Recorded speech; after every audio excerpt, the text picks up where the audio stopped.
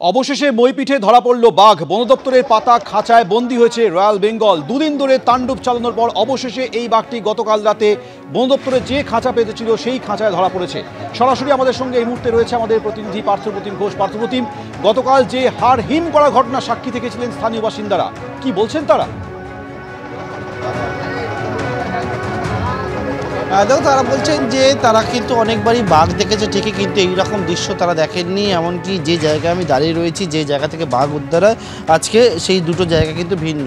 এই জায়গায় প্রথমে বনকর্মীরা তারা যেখানে আসেন, সামনের দিকে নদী রয়েছে, সেই নদী থেকে যখন বাঘের পায়ের ছাপ দেখতে দেখতে, যে বাঘের অবস্থান কোথায় রয়েছে সেটা দেখতে দেখতে আসেন, তখন কয়েকজন বনকর্মীরা, যেমন প্রত্যক্ষদর্শীরা বলছে যে কয়েকজন বনকর্মীরা 6 জনের মতো তারা চিৎকার করতে থাকেন বাঘ বলে।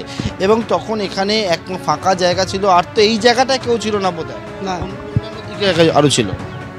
তখন এই জায়গায় ফাঁকা প্রৌঢ় ভীমমণ্ডল তিনি এখানে ছিলেন, এবং তার পরবর্তীকালে বাঘ আছে সেইটা শুনে একেবারে তিনি এই গাছ যেটা রয়েছে এই গাছের মধ্যে তিনি উঠে পড়েন, উঠে আশ্রয় নেন গাছের মধ্যে।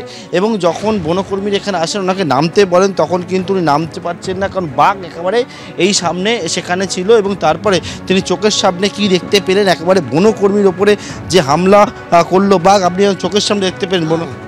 তখন ওদের দেখে মাত্র অমনি ওর ওপরে ঝাঁপিয়ে পড়লো, পরে মুন্ডুর দিক থেকে গিয়ে ওকে কামড়ে দেবে এমন সময় পাশে লোক ছিল, তাকে করে লাঠি চার্জ করতে ছেড়ে দিয়ে চলে গেছে। তাতে দেখা গেল যে বাম হাতটা অকেজো করে দিয়েছে, চোখের কাছটা একটা নকশা দিয়েছে আর কি, হাতা মেরেছে। মাত্র এটা বেশ চেড়া হয়ে গেছে ডান দিকটা। এর আগে তো অনেকবার বাঘ দেখেছেন আপনারা এই এলাকার বাসিন্দা? অনেকবার দেখেছি, কিন্তু এইরকম বিপজ্জনক সমস্যায় কোনোদিন পড়িনি।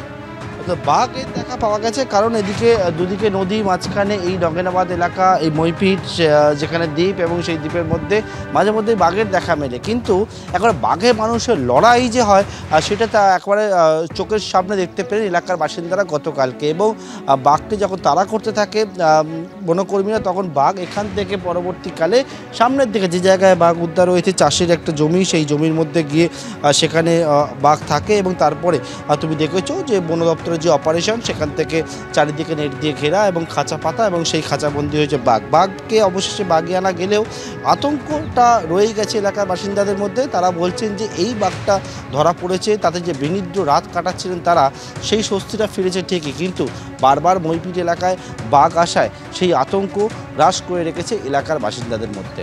সময় পার্থপ্রতি আমাদের সঙ্গে থাকা যে ছবি দেখছেন, গতকাল রাতে বন দপ্তরের পাতা খাঁচার মধ্যে ধরা পড়েছে এই বাঘটি। 2টি খাঁচা পাতা হয়েছিল, তার মধ্যে একটি খাঁচার মধ্যে এই বাঘ বন্দী হয়। রবি সোম এই দুদিন ধরে তাণ্ডব চালানোর পর গতকাল হাড় হিম করা ঘটনা সাক্ষী থাকার পর বাঘ ধরা পড়েছে, কিন্তু স্থানীয় বাসিন্দাদের চোখে মুখে এখনও আতঙ্কের ছাপ স্পষ্ট।